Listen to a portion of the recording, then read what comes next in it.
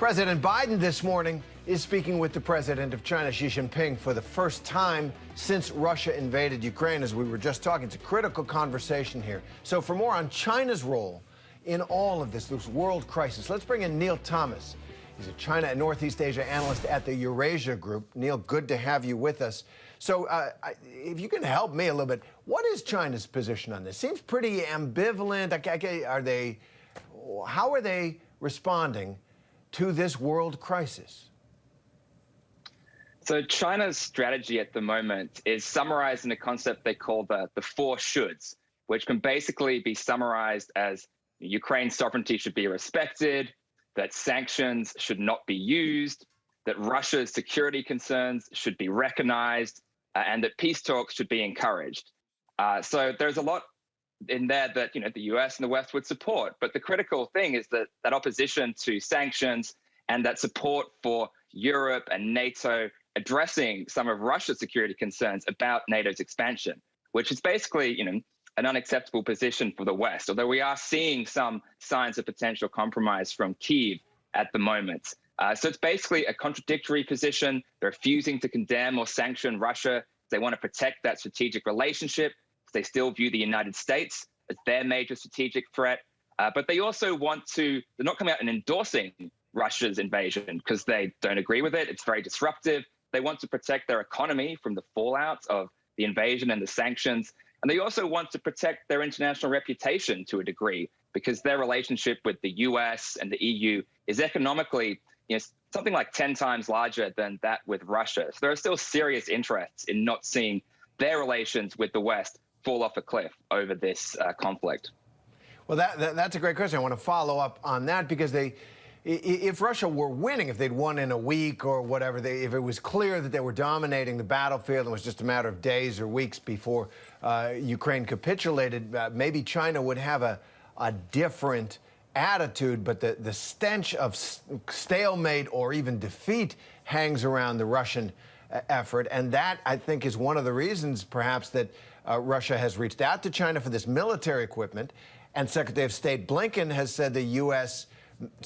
is concerned that China may be considering answering that. How do you read that critical question? Do you think China is going to get involved and provide military assistance to a floundering Russia?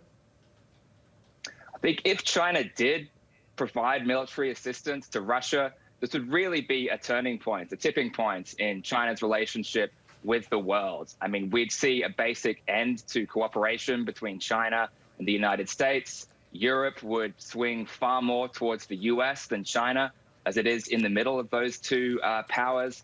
And we'd see accelerated efforts to advance economic decoupling from China, given a perception that would develop, I think quite understandably, that China is a much more direct and immediate strategic threat than previously understood. I think it's still a big question mark as to whether China is going to send significant military aid or even any military aid to directly assist Russia's war in Ukraine. The cost of doing so, as I just outlined, would be very severe. China's domestic economy is already under a lot of strain this year, and we're only a few months out from a major twice-a-decade political event that Xi Jinping wants to use to get a third term as leader. And he wants to have a stability at home, and a massive economic crisis with hugely increasing energy prices, with faltering global confidence and lower demand for China's exports. That would not be a good look, and that would potentially weaken his own position. So I think we're waiting to see, basically, as to whether this intelligence that the United States is introducing to the conversation, just how accurate that is, because we have had conflicting reports about whether people in the administration believe that China's going to send this assistance, and how accurate this intelligence is. As always, but you just described very well that China has a full plate of challenges and opportunities right now, and I do want to ask about Xi Jinping and Vladimir Putin. So Biden and the world considers Putin a war criminal. There's already proceedings, preliminary investigation opened at The Hague. There's national investigations on Ukrainian territory, human rights groups around the world. Because of what is an unconscionable war against Ukraine is the argument there. Talk about the relationship between Xi Jinping and Vladimir Putin. We just saw them together at the Olympics, pledging eternal friendship. How important is that personal dynamic there? Does it make a difference? I think it does make a difference. Xi Jinping and Vladimir Putin are each other's closest foreign partners and confidants. They've done a lot together. They've seen each other 38 times since Xi came to power in 2012, which is a huge amount of diplomatic meetings for any bilateral relationship. And I think this is a problem for Xi domestically as well. It's going to be very difficult for him to really, disown Putin or really step back from the China-Russia relationship, because to do so would be to admit to a very personal error in terms of his political judgments, and would really show for him, unacceptable degree of weakness leading into this 20th Party Congress, the twice-a-decade leadership reshuffle in October or November. So I think that relationship between Xi and Putin is a real constraint in terms of Beijing's ability to move towards a more constructive role in trying to resolve the Ukraine conflict, even if a large part of the bureaucracy of the party did want to, because this is such an important issue for Xi himself. And he obviously holds, all the cards.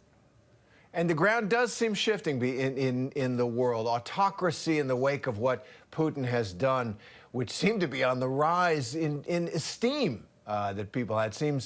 It seems to something is shifting about the way people look at leaders like Putin and Xi Jinping. Neil Thomas, really, thank you very much for helping us understand these interesting times. Thanks very much. Thank you. Hi, everyone. George Stephanopoulos here. Thanks for checking out the ABC News YouTube channel. If you'd like to get more videos, show highlights, and watch live event coverage, click on the right over here to subscribe to our channel. And don't forget to download the ABC News app for breaking news alerts. Thanks for watching.